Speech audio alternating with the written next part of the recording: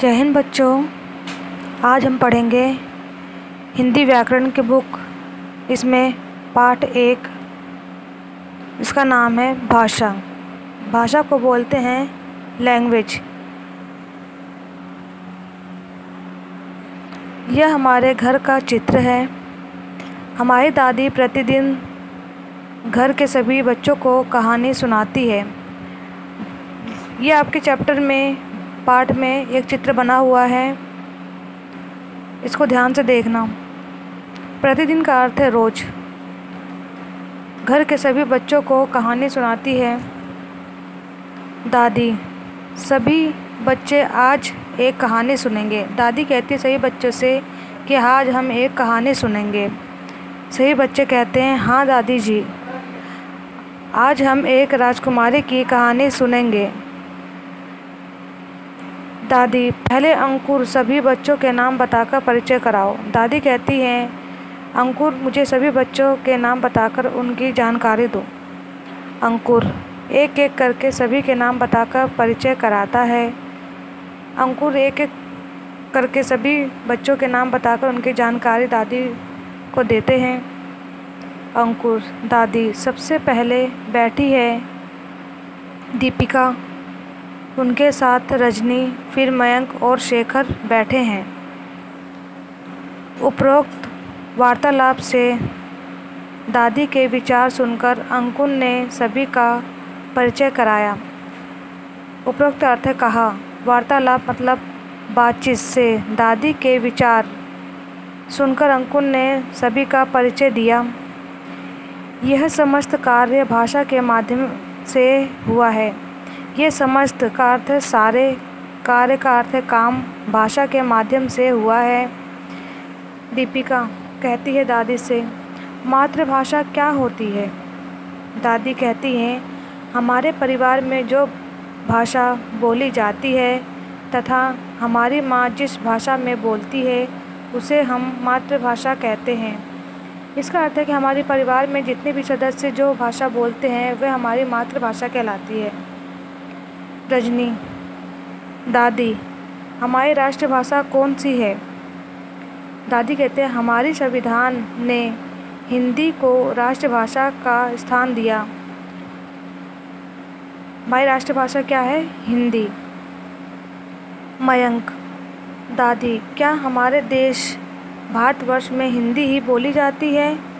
दादी बताती है नहीं बच्चों, हमारे देश में अनेक भाषाएं बोली जाती है, जैसे महाराष्ट्र में मराठी, गुजरात में गुजराती, तमिलनाडु में तमिल इत्यादि अनेक भाषाएं बोली जाती हैं। कुछ और उदाहरण से हम जानेंगे। यहाँ दिया हुआ एक मैप बना हुआ है, नक्शा। यहाँ पे देखो भाषाएं लिखी हुई हैं। इसमें नंबर 1 पे है असमिया, बंगाली, बोडो डोगरी, गुजराती, हिंदी, कन्नड़, कश्मीरी, कोंकणी, मैथिली, मलयालम, खासी और गारो, मराठी, मणिपुरी, मलयालम, मिजो, निशी, ओडिया, पंजाबी, तमिल, तेलुगु, संस्कृत, सिंधी, उर्दू, नेपाली। ठीक है, अब आगे देखते हैं। संविधान में वर्णित भाषाओं की सूची इस प्रकार है। आपको ये नीचे दिया हुआ है। वर्णित का अर्थ है इस प्रकार भाषाओं की सूची दी हुई है। राज्य का नाम दिया हुआ है, स्टेट और भाषा का नाम दिया हुआ है। इसमें देखते हैं कि किस राज्य में कौन सी भाषा बोली जाती है।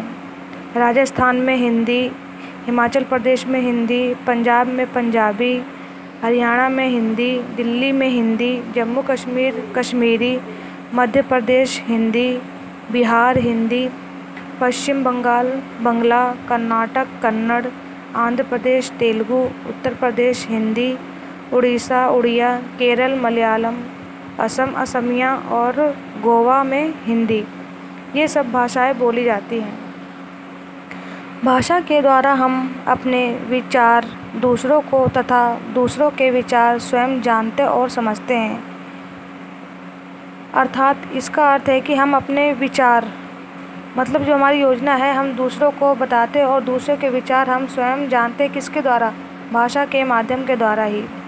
अतः हम कह सकते हैं कि भावों और विचारों की अभिव्यक्ति का अर्थ प्रदर्शन के लिए रूढ़ का अर्थ होता है अशिष्ट और अशिष्ट का होता है सहायता। अर्थों में संकेतों की व्यवस्था ही भाषा है। व्यवस्था का अर्थ है प्रबंध ही भाषा है। शेखर दादी से कहते हैं, हमने पढ़ा है कि बोलने तथा सुनने की भाषा मौखिक तथा लिखने की भाषा लिखित होती है। दादी कहती हैं, शाबाश शेखर, आपने ठीक बताया। भाषा के दो रूप हैं, कौन कौन से? नंबर 1 पे है लिखित और दूसरा है मौखिक। एक तीसरा रूप जिसे हम संकेत कहते हैं। संकेत मतलब इशारों के तरफ बातें करते हैं। सही बच्चे एक साथ कहते हैं, हम समझे नहीं दादी। दादी, आपने रेलगाड़ी में गार्ड को हरी झंडी या हरी बत्ती दिखाते हुए देखा होगा। उन्होंने बताया कि रेलगाड़ी में जो गार्ड होते हैं वो हरी झंडी या हरी बत्ती दिखाते हुए दिखाता है। इसे हम सांकेतिक भाषा कहते हैं। सांकेतिक मतलब इशारे की तरह बातें करता, हाथ हिला के इशारा करके। यहाँ पे देखो नीचे दिया गया है मौखिक भाषा, लिखित भाषा और सांकेतिक भाषा। इसमें पिक्चर भी बनी हुई है। तो देखो यहाँ पे मोबाइल, दूरदर्शन, टेलीविज़न होता है, संगणक, कंप्यूटर होता है, ये सब बने हैं। तो ये मौखिक भाषा के अंदर आते हैं। लिखित भाषा में पुस्तक, पत्रिका, समाचार पत्र, ये लिखित भाषा में आते हैं। सांकेतिक भाषा में यातायात पुलिस, यातायात के नियम, ये जो लाइट बनी हुई है, और नमस्ते या अभिवादन किसी को हम करते हैं तो ये सांकेतिक भाषा में आते हैं। यदि हम शुद्ध भाषा बोलते हैं तो समाज में हमारा सम्मान होता है। अगर हम सही भाषा के द्वारा किसी से बातचीत करते हैं तो हमारा सम्मान होता है। यदि हम अशुद्ध भाषा बोलेंगे तो लोग हमारा उपहास करेंगे। उपहास करते मजाक उड़ाएंगे। जैसे अशुद्ध, शुद्ध। अशुद्ध देखो यहाँ वाक्य दिया गया है, स्मृति गीत गाता है। स्मृति एक लड़की है, वो गाता तो नहीं है, वो क्या करती है? गाती है। तो यहाँ पे शुद्ध करके दिया गया है, स्मृति गीत गाती है। नीचे दिया है नरेंद्र पानी पीती है, ये भी गलत है। तो इसका सही क्या होगा? नरेंद्र पानी पीता है। आपको ये सब समझ में आ गया होगा। आगे देखिए, समस्त भाषाओं के अपने नियम और व्यवस्थाएं होती हैं। समस्त का अर्थ है सारी भाषाओं के अपने नियम और व्यवस्था जो ठीक ठाक से होती हैं। इन्हें हम क्या कहते हैं? व्याकरण कहते हैं। शुद्ध भाषा जानने के लिए व्याकरण का ज्ञान अत्यंत आवश्यक है। अगर हमें शुद्ध भाषा मतलब सही भाषा को जानना है तो उसके लिए में व्याकरण का ज्ञान अत्यंत ज़रूरी है। भाषा के 3 अंग होते हैं, कौन कौन से? नीचे दिए हुए हैं। नंबर 1 वर्ण। वर्ण में क्या क्या आता है? क, ख, ग, ये सब वर्ण में आते हैं। शब्द जैसे जल, थल, नल, टब, ये सब शब्द बनते हैं। वर्ण और शब्द को मिला के क्या बनता है? एक वाक्य बनता है, सेंटेंस बनता है। जैसे आप क्या कर रहे हो, आप नहा रहे हो, आप खा रहे हो, इस तरीके एक सेंटेंस बनता है। तो आपको ये पाठ समझ में आ गया होगा। धन्यवाद।